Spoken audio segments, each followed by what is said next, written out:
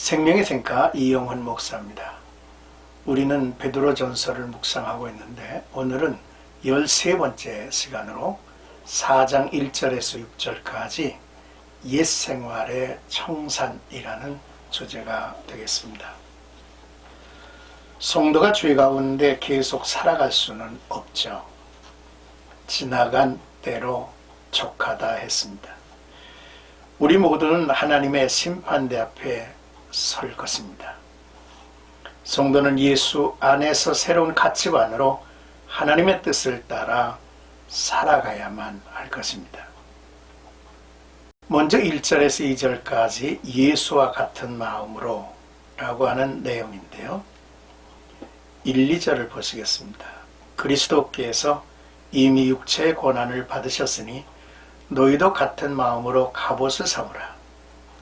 이는 육체의 고난을 받은 자는 죄를 그쳤음이니 그 후로는 다시 사람의 정욕을 따르지 않고 하나님의 뜻을 따라 육체의 남은 때를 살게 하려 함이라 하셨죠.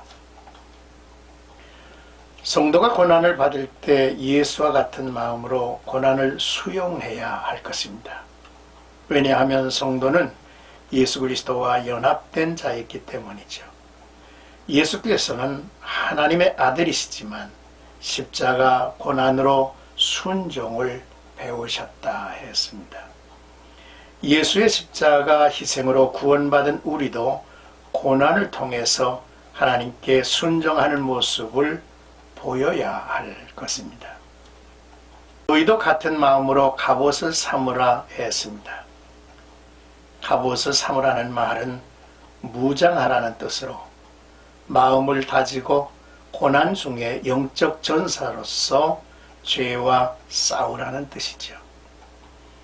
우리가 고난 중에 예수의 이름으로 죄와 싸울 때 죄의 지배력을 깨뜨리고 이후 한층 성숙한 자가 되어서 사람의 정욕을 따르지 않고 하나님의 뜻을 따라 육체의 남은 때를 살아가게 될 것입니다.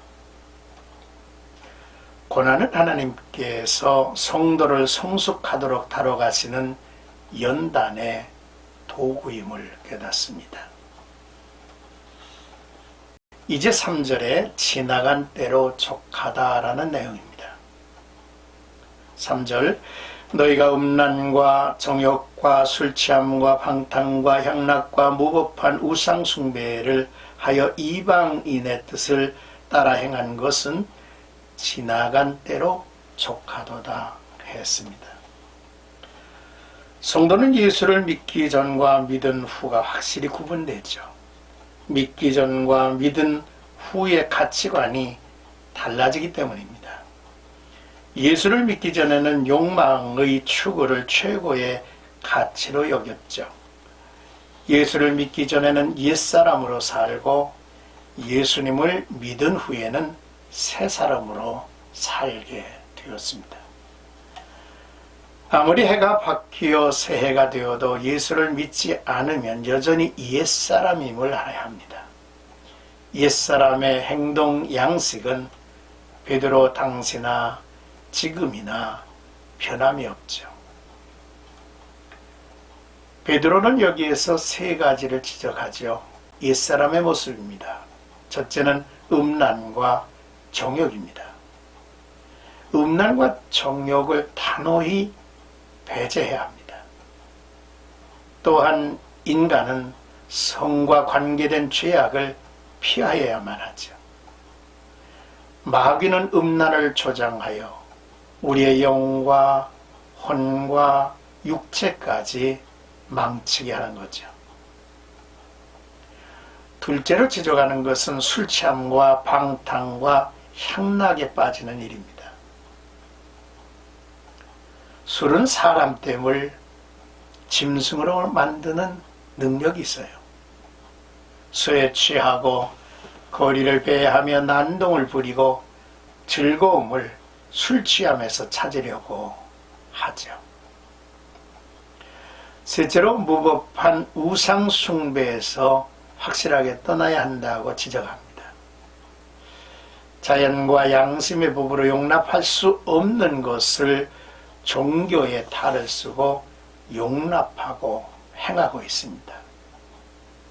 음주, 음란과 탐심이 뒤섞인 가증스러운 일들을 이제 만들어가는 거죠. 그러나 예수 그리스도를 믿고 새로운 피조물로서 새 사람이 되었다면 이런 지난 날의 행동 양식을 반복할 마음이 조금도 없을 것입니다. 새 사람의 삶의 목표가 예수를 닮아가는 것이기 때문이죠. 끝으로 4절에서 6절까지는 산자와 죽은 자라는 내용인데요. 4절부터 보겠습니다. 이러므로 너희가 그들과 함께 그런 극한 방탕에 다름질하지 아니하는 것을 그들이 이상히 여겨 비방하나 그들이 산자와 죽은 자를 심판하기로 예비하신 이에게 사실대로 고하리라. 이를 위하여 죽은 자들에게도 복음이 전파되었으니 이는 육체로는 사람으로 심판을 받으나 영으로는 하나님을 따라 살게 하려 함이라 했습니다. 성도가 이 땅에서 새 사람으로 살아갈 때 불신자들과 갈등을 겪습니다. 불신자들은 땅의 일만을 생각하기에 영혼을 추구하는 새 사람의 삶을 이해하지 못하고 비방할 것이라는 말씀이죠. 여기서 인본주의와 신본주의가 충돌하죠.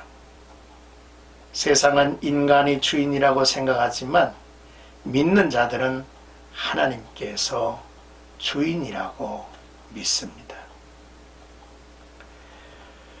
사도 베드로는 언젠가 하나님께서 산자와 죽은 자를 심판하실 것이라고 예고하죠.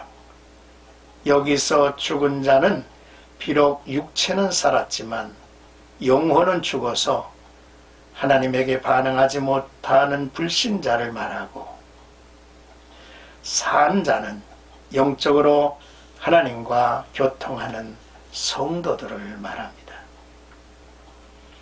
멸망을 받을 자들에게도 복음은 증거됩니다. 그들이 하나님 앞에서 집고해야 할 시점에 이를 것이기 때문이죠.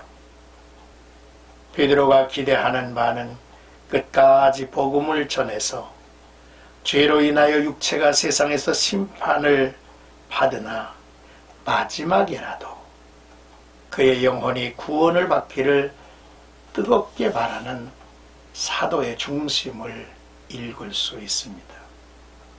자, 오늘의 말씀을 이제 정리하면서 세 가지를 묵상합니다. 첫째로, 옛 생활을 완전히 청산하는 일입니다. 악한 것은 흉내라도 내지 말라고 말씀하고 있죠. 둘째로, 나의 남은 때를 어떻게 살 것인가 라고 하는 과제를 우리가 묵상합니다. 참으로 우리는 목적이 이끄는 삶을 살아가야 할 것입니다. 하나님께서 나를 불러내시고 나를 세우시고 또 나를 향한 하나님의 뜻이 있을 것인데, 그것을 향해서 우리는 남은 때를 살아가야 되겠죠. 셋째로, 대상을 구별하지 말고 끝까지 복음을 전하자는 것입니다. 우리 주변에는 전혀 먹혀 들어가지 아니하는 이웃들이 있습니다. 그들이 악을 꾀하는 것뿐만이 아니라 거짓에 사로잡혀서 오히려 믿는 자를 대적하는 경우도 있죠. 그러나 우리가 그들을 개의치 아니하고 끝까지 복음을 전함으로 결국 우리 모두가 하나님 앞에서 우리의 모든 삶을 그대로 직고하여야 할 그러한 현장이 있기 때문에 그렇습니다. 이뿐 아니라 혹여 마지막에 또 십자가 우편에 달린 강도처럼 마지막에 구원을 받을 수도 있지 않겠습니까? 이런 마음가짐을 가지고 우리가 듣든지 말든지 복음을 열심히 증거하는 복된 하루가 되시기를 바라고, 오늘도 관심 있는 이를 향해서 눈길을 이제 주시기를 주의 이름으로 축복합니다.